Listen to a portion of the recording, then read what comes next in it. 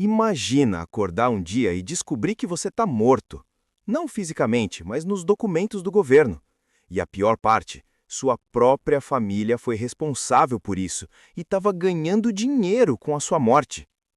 Meu nome é Daniel, tenho 28 anos e por quase 2 anos eu estive oficialmente morto no sistema brasileiro. Não estou falando de uma história de ficção ou de um filme de suspense. Isso realmente aconteceu comigo. E quando eu descobri a verdade sobre como isso aconteceu, minha vida virou de cabeça para baixo. Tudo começou com um telefonema estranho de um banco que eu nem sabia que tinha conta. Era uma terça-feira comum. Eu estava no trabalho, fazendo meu trampo normal numa loja de eletrônicos no centro da cidade. Meu celular tocou e era um número que eu não conhecia. Normalmente eu não atendo essas ligações, mas algo me fez atender naquele dia. Do outro lado da linha, uma mulher se apresentou como funcionária do Banco Central. Ela disse meu nome completo, meu CPF e perguntou se eu poderia confirmar algumas informações. Achei estranho, mas confirmei que era eu mesmo. Então, ela disse algo que não fazia sentido nenhum. Senhor Daniel, estamos tentando entender uma inconsistência no sistema. O senhor poderia confirmar se está vivo? Eu ri. Pensei que era trote ou algum tipo de golpe maluco. Falei que obviamente eu estava vivo, que estava falando com ela naquele exato momento. Ela ficou em silêncio por alguns segundos e depois disse que havia um atestado de óbito registrado em meu nome há mais de 1 ano. Meu coração disparou. Eu perguntei o que diabos ela estava falando, se isso era algum tipo de erro do sistema. Ela me pediu para ir até o cartório mais próximo e solicitar minha certidão de óbito para verificar. Certidão de óbito. A minha. Desliguei o telefone completamente confuso e assustado. Tentei voltar ao trabalho, mas não consegui focar em nada. Aquilo não saía da minha cabeça. Peguei minha pausa de almoço e fui direto ao cartório que ficava a 3 quadras dali. Quando cheguei lá e expliquei a situação, a atendente me olhou como se eu tivesse louco. Ela digitou meu CPF no sistema e seu rosto mudou completamente. Ela chamou a supervisora. As duas começaram a falar baixinho entre si enquanto olhavam para a tela do computador e depois para mim. A supervisora me chamou para uma sala privada. Ela me mostrou a tela do computador. Lá estava meu nome completo, minha data de nascimento, CPF e uma data de óbito de 15 meses atrás. A causa da morte registrada era morte natural por complicações cardíacas. Eu nunca tive problema nenhum no coração. Eu estava ali, vivo, respirando, e o sistema dizia que eu estava morto há mais de 1 ano. A supervisora me explicou que isso era extremamente raro, mas que já tinha ouvido falar de casos assim. Ela disse que eu precisava entrar com um processo judicial para reverter o atestado de óbito e provar que eu estava vivo. Provar que eu estava vivo? Deixa isso afundar por um segundo. Saí de lá completamente em choque. Liguei para minha mãe imediatamente. Ela atendeu no terceiro toque e contei tudo o que tinha acabado de descobrir. Esperava que ela ficasse tão chocada quanto eu, mas o que aconteceu foi diferente. Ela ficou em silêncio, um silêncio longo e pesado. Eu repeti que estava falando sério, que tinha um atestado de óbito em meu nome. Ela respirou fundo e disse algo que nunca vou esquecer. Daniel, a gente precisa conversar pessoalmente. O tom da voz dela não era de surpresa, era de culpa. Marquei de ir até a casa dos meus pais naquela mesma noite. O trajeto de ônibus até lá durou 40 minutos, mas pareceu uma eternidade. Minha cabeça estava explodindo com teorias e possibilidades. Será que tinha sido um erro? Será que alguém tinha roubado minha identidade? Mas aquele silêncio da minha mãe no telefone não parecia um simples erro. Quando cheguei, meu pai estava lá também, e meu irmão mais velho, Ricardo. Ver os três juntos já me deixou ainda mais nervoso. Sentamos na sala e eu exigi uma explicação. Minha mãe começou a chorar antes mesmo de falar qualquer coisa. Meu pai olhava para o chão e foi meu irmão quem finalmente falou. Há 2 anos, eu tinha saído de casa depois de uma briga feia com meu pai. A gente sempre teve uma relação complicada, mas daquela vez foi diferente.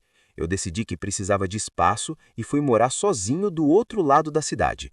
Cortei contato por alguns meses, não atendia ligações, não respondia mensagens, queria ficar na minha. Durante esse tempo, meus pais estavam passando por uma crise financeira pesada. Meu pai tinha perdido o emprego e tinha muitas dívidas. Eles estavam prestes a perder a casa. E foi aí que meu irmão teve uma ideia. Ele trabalhava num cartório Tinha acesso a documentos, conhecia o sistema e, como eu estava sem contato, ninguém ia perceber se algo acontecesse com meus documentos no papel. A ideia dele foi simples e, ao mesmo tempo, horrorosa: registrar minha morte. Com um atestado de óbito falso em meu nome, eles poderiam acessar meu seguro de vida. Sim, eu tinha um seguro de vida pequeno que tinha feito quando comecei a trabalhar há anos atrás, mas tinha esquecido completamente. O valor era de R$ 80.000.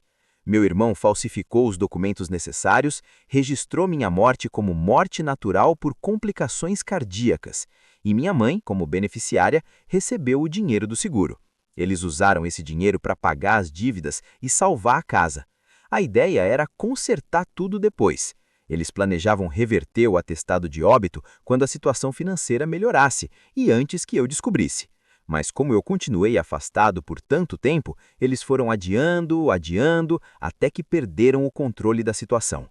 Eu estava sentado ali, ouvindo minha própria família admitir que tinha me declarado morto para ganhar dinheiro do seguro. Não conseguia processar. Senti raiva, traição, nojo.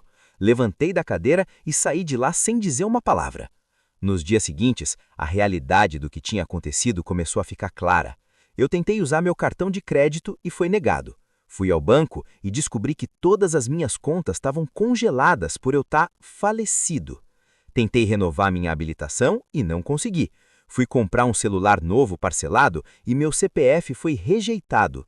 Eu estava vivo, mas no papel eu não existia. Ou pior, eu tinha existido e agora estava morto há mais de um ano. Contratei um advogado com o pouco dinheiro que tinha guardado em casa. Ele me explicou que reverter um atestado de óbito era um processo longo e complicado. Eu precisaria reunir provas que estava vivo, testemunhas, documentos médicos recentes, tudo. E mesmo assim, podia demorar meses ou até anos. Enquanto isso, eu não podia fazer praticamente nada. Não podia abrir conta em banco, não podia fazer financiamento, não podia tirar documentos novos. Meu emprego estava em risco, porque minha carteira de trabalho estava vinculada a um CPF de uma pessoa morta. Tive que explicar a situação para o meu chefe. Ele foi compreensivo, mas disse que se eu não resolvesse logo, ele seria obrigado a me demitir, porque não podia manter um funcionário sem documentação válida no sistema. Fiquei com raiva de verdade quando descobri outros detalhes. Minha mãe tinha usado parte do dinheiro do seguro para fazer uma pequena reforma na casa. Comprou uma TV nova. Meu irmão tinha comprado um carro usado. Eles estavam literalmente vivendo com o dinheiro da minha morte, enquanto eu lutava para provar que estava vivo. Entrei com um processo criminal contra meu irmão por falsificação de documentos e fraude, contra minha mãe por cumplicidade e apropriação indébita. Meu advogado disse que era necessário para fortalecer meu caso de reversão do óbito e para que eles fossem responsabilizados. A notícia se espalhou rápido na família. Alguns parentes me ligaram dizendo que eu estava exagerando, que família era família e que eu devia perdoar. Outros ficaram do meu lado e disseram que o que tinham feito era inaceitável. Meu pai tentou me ligar várias vezes. Ele dizia que não tinha sido ideia dele, que tinha sido contra desde o começo, mas que deixou acontecer porque estava desesperado. Eu não quis ouvir. Para mim, ele era tão culpado quanto os outros, por ter permitido. O processo judicial começou. Tive que ir a várias audiências, apresentar documentos, levar testemunhas. Amigos meus tiveram que ir ao tribunal confirmar que eu estava vivo, que conviviam comigo. Tive que fazer exames médicos para comprovar que não tinha morrido de complicações cardíacas. Foi humilhante, foi exaustivo, foi surreal. Durante uma das audiências, minha mãe chorou na frente do juiz e pediu desculpas. Disse que tinha sido o maior erro da vida dela, que estava arrependida, que nunca imaginou que as coisas chegariam a esse ponto. Meu irmão manteve a cabeça baixa o tempo todo e não disse uma palavra. O juiz pareceu genuinamente chocado com o caso. Ele disse que em 20 anos de carreira nunca tinha visto algo parecido. Uma família declarando um membro morto para lucrar com o seguro enquanto a pessoa estava viva e sem saber de nada. Foram 8 meses de processo até que finalmente consegui reverter o atestado de óbito. 8 meses de inferno burocrático, de não poder viver minha vida normalmente, de depender de documentos temporários e declarações judiciais para fazer qualquer coisa. Quando finalmente recebi a confirmação de que eu estava vivo de novo, senti um alívio enorme, mas também um vazio. Eu tinha conseguido provar que estava vivo, mas tinha perdido minha família no processo. Meu irmão foi condenado por falsificação de documentos e fraude. Pegou 2 anos de prisão, mas conseguiu cumprir em regime aberto. Minha mãe teve que devolver o dinheiro do seguro com juros e também pegou pena alternativa, prestando serviços comunitários. Meu pai tentou se aproximar depois de tudo. Disse que a família estava destruída e que eu devia encontrar um jeito de perdoar. Mas como eu perdoo algo assim?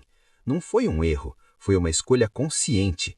Eles escolheram me declarar morto e lucrar com isso. Eu não falo mais com meu irmão, bloqueei ele de tudo. Minha mãe tenta mandar mensagens de vez em quando, mas eu raramente respondo. Meu pai eu vejo 1 ou 2 vezes ao ano, mas a relação nunca mais foi a mesma. Algumas pessoas me perguntam se eu me arrependo de ter processado minha família, se eu acho que devia ter lidado com isso de forma diferente, de forma mais privada. E minha resposta é sempre a mesma: não. Eles não pensaram em mim quando decidiram me declarar morto. Não pensaram nas consequências que isso teria na minha vida. Só pensaram em resolver o problema financeiro deles da forma mais fácil possível, sem se importar com quem seria prejudicado. E eu fui prejudicado, profundamente. Não só pela questão burocrática de estar morto no sistema, mas pela traição, pela quebra de confiança, pelo fato de que minha própria mãe assinou papéis dizendo que eu estava morto e pegou dinheiro por isso. Tem dias que eu ainda acordo e preciso lembrar que tudo isso realmente aconteceu, que não foi um pesadelo, que eu realmente passei quase 2 anos da minha vida lutando para provar que estava vivo. A lição que eu tirei de tudo isso é dura, mas necessária. Nem sempre as pessoas que deveriam te amar são capazes de fazer a coisa certa. Às vezes as pessoas que você confia são capazes de te trair da pior forma possível. E quando isso acontece, você tem que tomar decisões difíceis. Eu escolhi me afastar, escolhi processar, escolhi não perdoar, pelo menos não ainda. E eu estou em paz com essas escolhas, porque no final eu sobrevivi, literalmente. Eu estava morto no papel, mas voltei à vida. E dessa vez eu estou vivendo nos meus próprios termos, longe de pessoas que foram capazes de me enterrar antes mesmo de eu morrer de verdade. Tem dias que eu penso em como seria se eu tivesse descoberto mais cedo, ou se eu nunca tivesse descoberto. Será que eles teriam continuado com a mentira para sempre? Será que em algum momento a consciência deles pesaria o suficiente para contar a verdade? Eu nunca vou saber a resposta para essas perguntas, e talvez seja melhor assim. O que eu sei é que hoje, quando eu olho para meus documentos e vejo meu nome sem a palavra falecido ao lado, eu sinto um misto de alívio e tristeza. Alívio por ter conseguido reverter essa loucura toda. Tristeza pela família que eu perdi no processo. Mas eu prefiro estar vivo e sozinho do que morto e cercado de pessoas que são capazes de me trair dessa forma. Essa é a minha história. A história de como eu fui declarado morto no sistema, como minha própria família foi responsável por isso e como eles lucraram com a minha morte. Foi a experiência mais surreal e dolorosa da minha vida, mas também me ensinou coisas importantes sobre confiança, família e os limites que precisamos estabelecer, mesmo com as pessoas que amamos. Se você está passando por algo parecido, ou se conhece alguém que está, saiba que é possível reverter. É um processo difícil, burocrático e emocionalmente desgastante, mas é possível. Procure um advogado especializado, reúna todas as provas que você puder e não desista. Você merece ter sua vida de volta. E se você está pensando em fazer algo parecido com o que minha família fez, por favor, não faça. As consequências são muito maiores do que você imagina. Não vale a pena destruir a vida de alguém por dinheiro, por mais desesperada que seja a sua situação. Se inscreve no canal para mais histórias reais como essa.